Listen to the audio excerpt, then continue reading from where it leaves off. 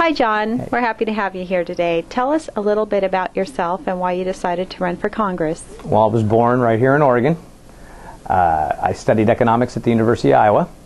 I currently own U.S. Nationwide Mortgage, a residential commercial finance company located in Beaverton. I reside with my new wife. 5 weeks ago I got married, Melanie Stratton, formerly. She's also a native Oregonian, a relative of Lewis and Clark, a descendant of Lewis and Clark. My father came over from communist Yugoslavia. He taught me a love of this country I've carried with me my entire life. He taught me through hard work, you can be anything you want in America. I'm running for Congress because I see that, the American dream, the American promise, slipping away. I see politicians of both parties heaping debt onto our children, our futures, and generations yet born. I think it's deplorable, and it'll result in taxation without representation, and it's wrong. All right, and that leads us to the next question. What do you think are the main problems facing our country today, and what would you do to change them? Okay, well, there's the three main problems I see are the economy and jobs and the debt, and I think they're all intertwined. In order to address them, we need to start talking about the proper role of government, what government can do and what it can't. To address the economic situation and the jobs, I think that we need to understand that government doesn't create jobs, the private sector does. Over 90% of the jobs come from the private sector, and if we want it to thrive, prosper, and grow, and that's where jobs come from, we need to shrink the size and scope of government and make it live within its means as we have to, and in doing so, we increase the private sector prosperity, and there comes the jobs. Very good. What do you think of what Congress has done over the last year in particular, and is there anything you think should have been done differently? Oh gosh. The stimulus bill was a colossal waste of money. It didn't stimulate the economy. In fact, I believe that it greased a lot of constituents of certain parties. It didn't accomplish the stated goal. The health care bill was unconstitutional. I stand with the 20 attorney generals. We're getting close to half the attorney generals. It tacked on potentially $1 trillion in more debt or more. I haven't seen a lot that I support coming out this last year. National defense. I feel that our country is not safer than it was a year ago. In fact, I think we have put ourselves in harm's way as we've ditched our allies, apologized for America, and we're trying terrorists as civilians. We're involved in 2 wars, and we haven't seemed to extricate ourselves or have an overarching game plan for that. So there's not a lot that I'm really in support of. I think that there's a lot of things we could have done better. We could have addressed the cost of health care. I think that we could have stimulated the economy by letting Americans keep what they earn. I think that would have been the fastest stimulus, and there's numerous other things. What specifically would you try to do for Oregon? Well, serving in the United States Congress is a federal position, and I really believe that we have 535 congressmen and senators that go to Washington, D.C. and see what they can try to get on behalf of their district and their people. And the truth is, they can't actually get anything without taking from us first. What I would recommend, and what I think our founding fathers had in mind, was that we go there as stewards over our individual rights, our liberty, and our freedom. That's the proper role of a congressman.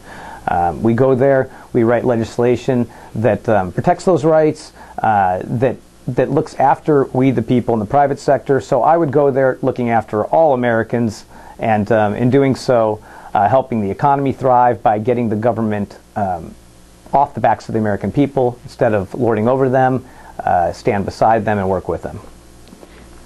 Do you think we need to increase the national deficit each year as we've been doing, and if so, why?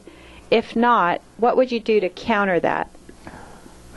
No, we don't need to increase the national debt or deficit each year. I think that that's, you look what's happening in Greece and European countries right now.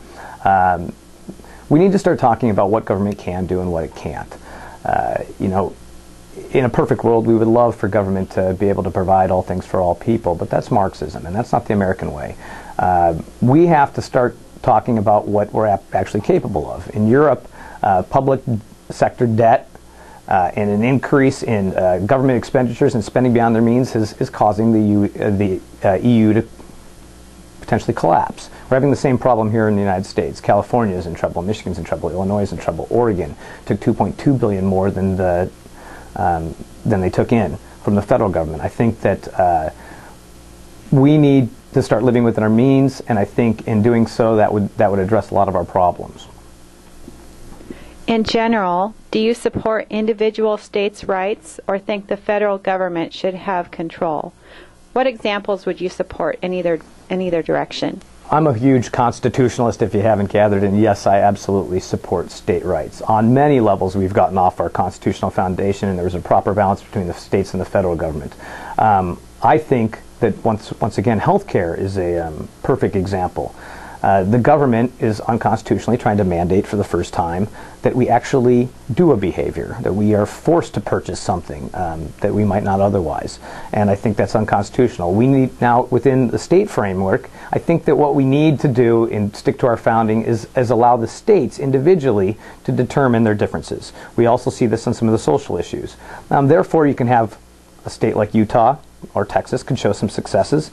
More progressive state, California, if they have successes or failures, we can pick and choose. We can move with our feet, and we can see examples, and we can have progress that way, and we can see what works and what doesn't. When the federal government is overarching and puts in we kind of had a draconian set of rules that I think suppresses progress and doesn't allow the states to operate independently as per the our founding documents. And I think that the 10th Amendment states that those rights not enumerated in the Constitution fall to the people in the states respectively, and it allows them to dictate from a bottom-up philosophy, where the individual's first, the community, the state, and then lastly the federal government. How would you promote or improve employment in the country, and particularly in Oregon? Once again, I think we can look to Reagan, and the private sector is where jobs and growth comes from, historically, always. I'm a student in economics. I've read my history books, and government can't create jobs. They can only take from us. If they create any jobs, it took from private investment, from the money in our own pockets to invest in our own companies, our own future, our children, our investments, and it's less than dollar for dollar inefficiently. So what I would look to do is, once again, shrink the size and scope of government, reduce taxes, reduce regulations on the private sector, allow us to prosper and flourish, and in doing so, watch the jobs come back. Competition, free market principles, that's the American way. That's the way and road to success. So why should people elect you, and what would you offer the country and Oregon and your district, District 1 in particular? Well, I think that what you're seeing across America today is a transformation on the political landscape. I'm very much a part of this. I think you're seeing the Reagan majority reform, and it's about us, the people, having proper representation. I'm one of us. You'd be sending one of us to Congress to represent us, instead of the political parties or the special interests. So what would I offer? I believe that I can energize the base. I also believe I can reach out to independents. I believe that we have a unique opportunity in our history to take back the 41 seats in Congress, take back this congressional seat, and get our country going in the right direction again. I think America is on the rise, and in November, with individuals like myself stepping up to the challenge and representing properly, you're going to see us take back America, and we're on the verge of an American Renaissance after November. Good luck, John. Thank you. Thank you very much.